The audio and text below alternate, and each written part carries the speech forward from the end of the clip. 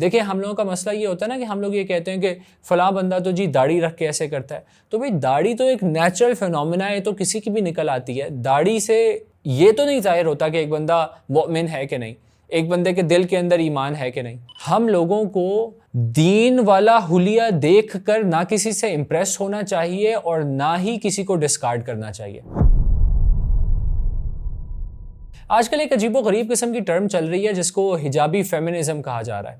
تو یہ فیمنزم سے تو آپ اچھے طریقے سے واقف ہوں گے کہ ایک وہ ویو چلی, ایک لہر چلی مغرب میں کہ انہوں نے کہا کہ عورت کو اس کے حقوق, سو کالڈ حقوق جو کہ ویسٹ نے ڈیفائن کیے ہیں, ان حقوق کو عورت کو حاصل کرنا چاہیے. اور اس لہر میں بہتے ہوئے عورتوں نے پھر اخلاقیات کا بھی جنازہ نکال دیا, انہوں نے کسی دین مذہب کا بھی جنازہ نکال دیا اور کہا کہ جیسے بھی ہو بس ہمیں اپنے سو کالڈ جو حقوق ہیں وہ چاہیے. یہ بات تو ایک طرف, اس سے جو سمجھانا میں چاہتا ہوں وہ یہ ہے کہ ہم لوگوں کو دین والا حلیہ دیکھ کر نہ کسی سے امپریس ہونا چاہیے اور نہ ہی کسی کو ڈسکارڈ کرنا چاہیے.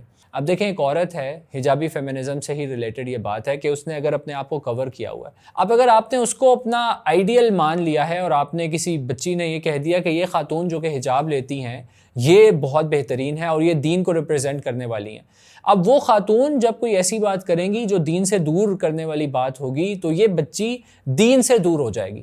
تو ہمیں شخصیات سے نہیں جڑنا.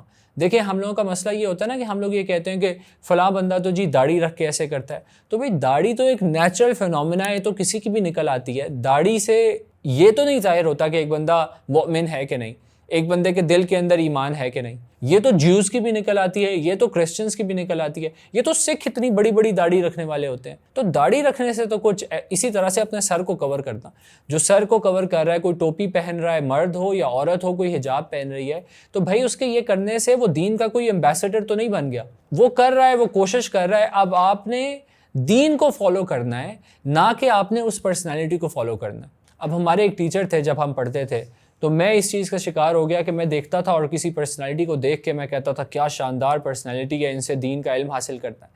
پھر کیا ہوا کہ کچھ عرصے کے بعد وہ کلاس میں بیٹھے ہوئے تھے تو میں نے ان کے ناخن دیکھے تو وہ ناخن تھوڑے سے بڑے تھے. اب وہ جو ناخن بڑے تھے, I still remember my feeling کہ میں کائنڈ آف ڈپریشن میں چلا گیا کہ یہ کیسی بات ہوئی. یعنی کہ میں دین سے ہی متنفر ہونے لگ گیا صرف اس وجہ سے کہ وہ ایک ٹیچر, ان کے ناخن تھوڑے سے بڑے تھے. تو میرے دماغ میں یہ تھا کہ یہ ٹیچر تو اسلام کے ایمبیسڈر ہیں, دین کے ایمبیسڈر ہیں, یہ تو بالکل پرفیکٹ ہونے چاہیے.